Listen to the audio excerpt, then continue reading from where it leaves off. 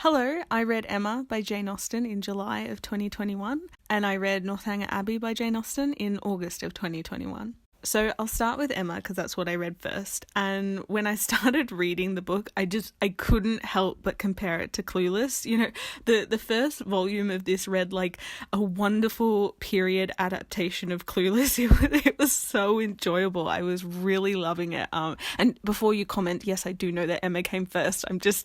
I watched Clueless first, you know what I mean? So Emma almost felt like the adaptation. So the first part I loved so much. And then the second two parts happened and oh my god, they dragged so badly.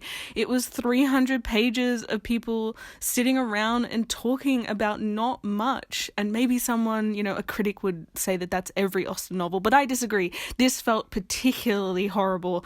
I do feel this conflict with Austen as I read through her novels. Her characterizations are fantastic and some moments are just so good, either in a humorous or a romantic way, even in a shocking plot development kind of way for, Regency England. But then there are also these just long, drawn-out conversations with tedious characters and whole chapters where not much happens, Even the precious Pride and Prejudice has these annoying, tedious characters too, right? Like Catherine de Bourgh, I don't particularly enjoy her that much, but Pride and Prejudice is, also really well balanced out with so many fantastic scenes and characters that I do enjoy reading about, right? The problem with Emma is that the last two sections, it just feels like the bulk of the book are these intentionally annoying characters. Jane Austen enjoyed writing these tedious satirical characters far more than I enjoy reading about them. Between Miss Bates and Mrs. E, there are more words dedicated to the unfunny comic relief side characters than our actual love story, which is such a shame because I think the love story in Emma is really great, right? Like Emma herself is so interesting. I loved her as a character, right? Like she is actually not dumb. She is judgmental and she has this blinkered insular view of her world and the people in it, which is reflected in her insular village surroundings, which often happens in Austen, where the character's personality traits is reflected in their environment. So, for example, in Pride and Prejudice, the beauty of Pemberley is actually used as a reflection of Darcy's good character and is part of why Elizabeth can start to see that good character in him. So Emma, she wasn't perfect. She had faults, but she also had consequences for them. And she was always at least trying to do the right thing by the people she cared about, albeit in, a misguided way. There are reviews calling her, manipulative or shallow, and I honestly just don't see it, at least not in the book character. Yes, you could definitely interpret her that way, and I think there have been adaptations that do interpret her that way, but in the book, she's always trying to be nice and do right by the people she cares about. She's just living in a time with very screwed up morals, and when her actions hurt people, she feels like shit about it. Even the accusation of shallowness is unfounded for me because she's judgmental of Mr. Martin, unfairly so. However, that, it's coming from her, societal class conditioning, but also it's because she just genuinely wants Harriet to be in the most secure and highest standing as possible. She believes that Harriet is worth that. And like I said, you could put nastier aspects into her in adaptations, but she's not a bitch in this book, and honestly her faults wouldn't even warrant a YouTube drama video in today's world. She's not that bad. So unlike other reviews, Emma the character isn't the reason why I disliked this book. In fact, she's one of the only things I liked. I found her really interesting. Examining the effects of her surroundings, her society, and her upbringing on her character. It's more interesting to me to have someone who, with genuinely kind motives, still mess up. And the other side of our love story is Mr. Knightley. And I actually think that he is better incorporated into the story than Paul Rudd's character is in Clueless, right? Like in Clueless, Paul Rudd's character, he's like separate. He's not in the high school. He almost felt like he would pop in every now and then in the story, and it was always a bit awkward.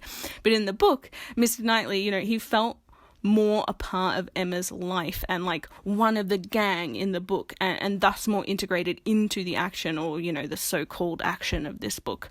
The writing itself, it has a much more, you know, light and bubbly feel compared to other Austens I've read, but that tone, it also meant that there wasn't this sense, there wasn't a sense of this risk of real heartbreak or unhappiness that I felt with other Austens. You know, the stakes felt really, really low. I will say I think that was intentional for the tone. I just didn't really like it that much. There was this real, like, insular feeling of the house and the town. You know, there was absolutely no travel like there is in other Austens. I kept waiting for them to, like, go somewhere or do something, because most Austens have at least someone going somewhere.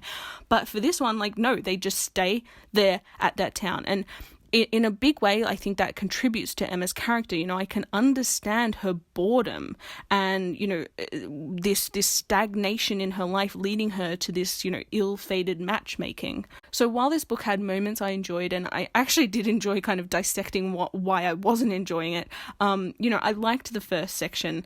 I liked the last few chapters. I even liked the plot and the main character, but that was all put on pause for 2/3 of the book, and I just had to force myself through it. You know, it's a shame to have such wonderful writing about not much, you know, like why does Austen's longest novel have to be the one where the least happens?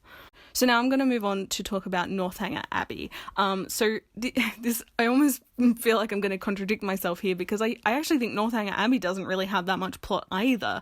But I really, really enjoyed it. I loved it so much, you know, and it's, for me, this book is not about what happened, it's about how it was written. I could tell how much fun Austen was having with the Gothic parody. You know, the narrator has a very, very prominent voice in this book, more than any of her other books that I've read. And it is so funny. The humor, it comes from a comparison between expectation and reality, especially like based on Gothic fiction.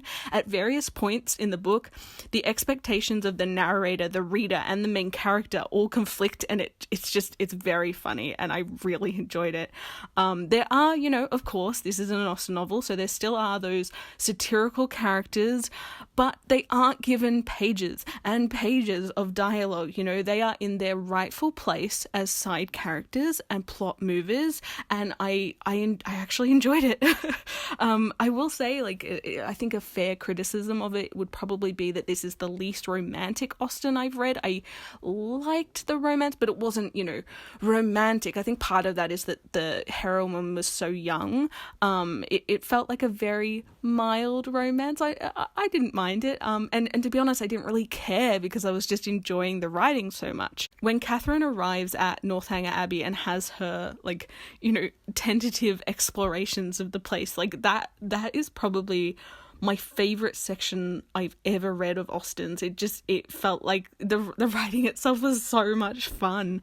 I feel a little bad because I went on and on about Emma, but I don't have as much to say about Northanger Abbey other than I just really enjoyed it. It's probably, I hesitate to say I enjoyed it more than Pride and Prejudice, but they're definitely my top two of all the ones I've read. And I've read all of them but Mansfield Park. I will get to Mansfield Park and then I'll be done. I'm definitely planning on reading Mansfield Park next year for Jane Austen July. And I also really want to reread Persuasion, because that was the first one I read. I've read it probably over 10 years ago now, and I need a refresher, because I reread Pride and Prejudice last year, and then I read Sense and Sensibility for the first time last year, which was underwhelmed with that. But if I read Mansfield Park and Persuasion next year, then I'll have read all 6 of her novels within 3 years, so I'll be better prepared to actually compare them in my mind, and see, you know, which ones I like, which ones I'm interested in rereading and such. So yeah, that's all. Thank you for watching.